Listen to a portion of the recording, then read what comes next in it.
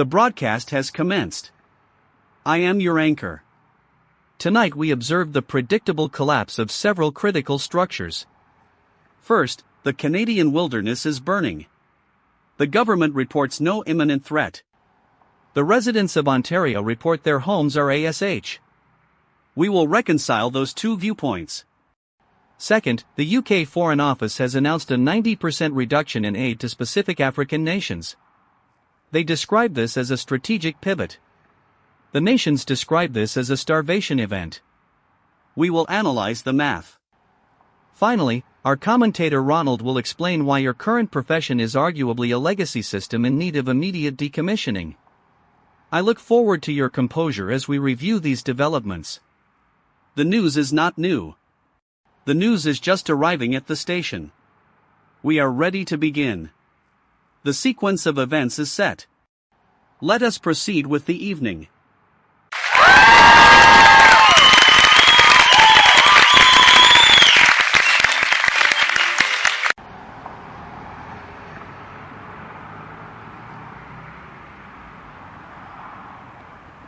Alistair, I am standing near a field in Ontario where the smoke is so thick it tastes like scorched pine and plastic. I want to be really clear about what the official statement omits. The government told these First Nations communities there was no threat. They told them to remain in place until the fire was literally at the fence line. Now, there is nothing left. I am looking at a swing set that has melted into the dirt. Just a skeletal frame of black metal. A woman walked past me 10 minutes ago carrying a single plastic bin of wet clothes. She told me the evacuation order came after the roads were blocked by debris. The system worked exactly as designed, if the design was to ensure nobody was responsible for the aftermath. Nobody is coming to help here. The help is currently in meetings.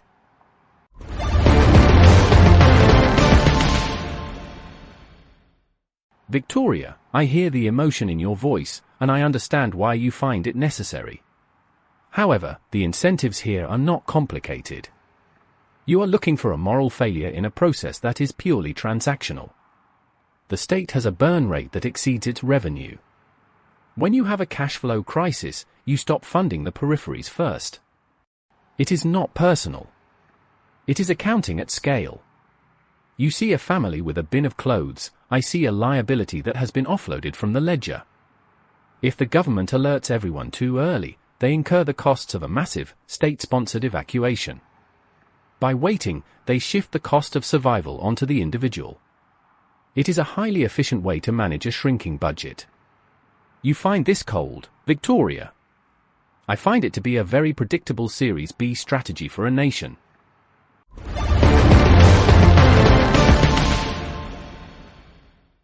Ronald, your commitment to the ledger is consistent. It is also fascinating. Moving to the political stage, the Center for AI Standards and Innovation has lost its third director this year. The role of AI czar has become a revolving door. The first czar left for a private equity firm. The second left for a startup. The current vacancy is open for applications. The job description requires a deep understanding of safety protocols and a high tolerance for being ignored by the executive branch. The position was created to oversee the responsible development of machine intelligence. It is currently overseeing a vacuum. The previous director resigned without a formal statement. This is the third time this has happened. I am starting to suspect the position is not designed to be filled. It is designed to be a placeholder.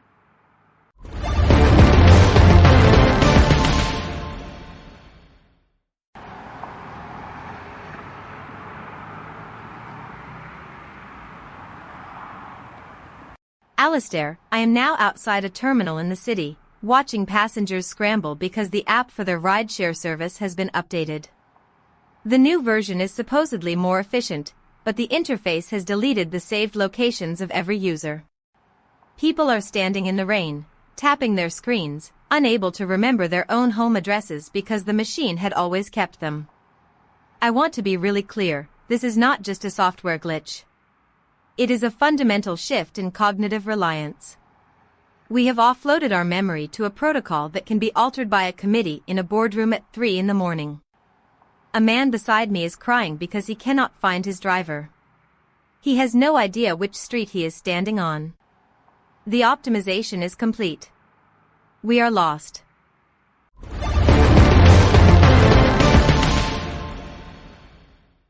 Atmospheric pressure is dropping. The northern heat dome is expanding. Probability of localized combustion, 89%. Wind speeds are shifting to favor rapid fire spread across western corridors. Soil moisture levels are below critical thresholds. Carbon particulate density is rising. Data indicates a high likelihood of structural collapse for regional grid towers. Probability of sustained utility failure, 95%. Satellite telemetry confirms the vegetation is dormant and highly combustible. Water reservoirs are currently operating at 30% capacity. There is no predictive model that suggests an improvement in the next 48 hours. The systems are functioning within expected parameters for a degraded environment. Please ensure all personal data is backed up to an external server. The infrastructure cannot support current usage demands. Please remain in authorized safe zones until the air quality stabilizes.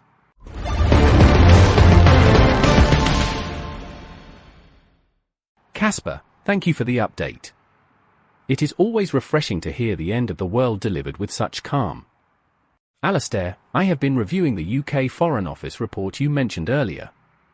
The 90% cut to bilateral aid is a masterpiece of political signalling. It tells the world that the UK is not interested in being a global actor anymore. They are retracting.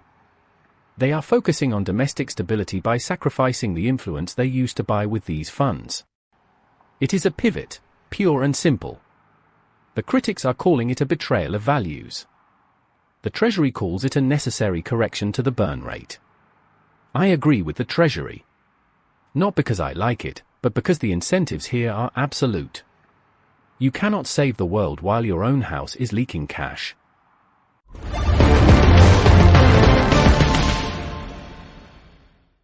Ronald, your cynicism is truly a marvel. It is almost comforting, in a nihilistic sort of way. Regarding the UK aid cuts, the document is particularly honest about the next 3 years. It outlines a strategy of targeted engagement. This is a lovely phrase for doing absolutely nothing in countries that do not offer a direct return on investment. The Foreign Office says it wants to maintain a global presence. The budget says it wants to disappear. The two statements are currently sharing the same page in the report. I find it difficult to believe the authors did not notice the contradiction. It is almost as if they want us to know they are lying, but they need us to pretend we believe them. It is a performance of statecraft. The audience is leaving the theater.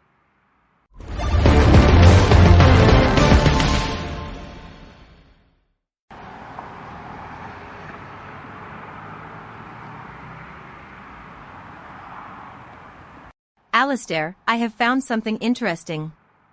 I am at the border of the zone where the fire destroyed the infrastructure. There is a signpost here that has been scorched but remains standing. It says, Future Development Site. It is for a luxury housing project that was supposed to break ground next month. The developers have already pulled out, citing the environmental risks. The residents who lived here were told the area was safe for decades. The developers knew the risk was too high for a return on investment, so they retreated. The residents were never given that data. I am looking at a blueprint that shows where a pool was going to be built. Now, there is only ash. The land has been reclaimed by the fire. The developers are gone. The people are still here.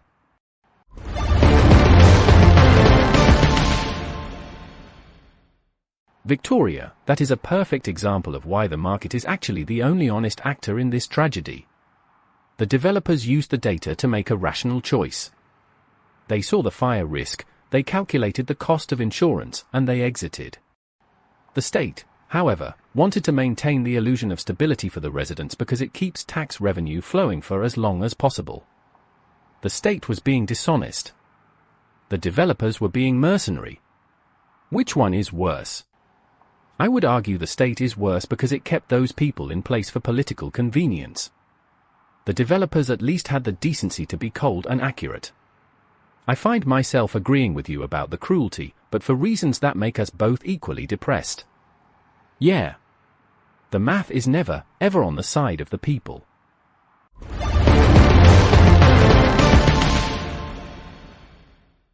The conversation is stalling, as it usually does when we reach the logical conclusion.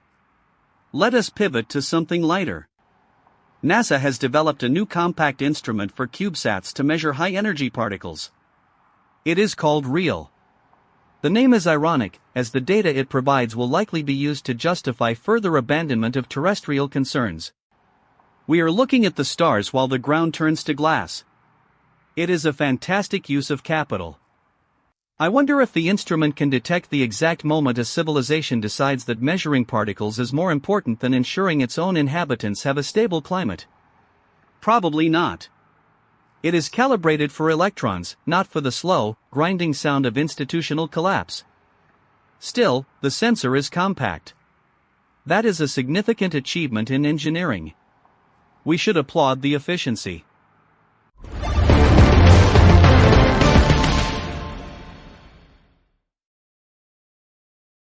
I am looking at the list of projects that were recently cancelled due to budget constraints.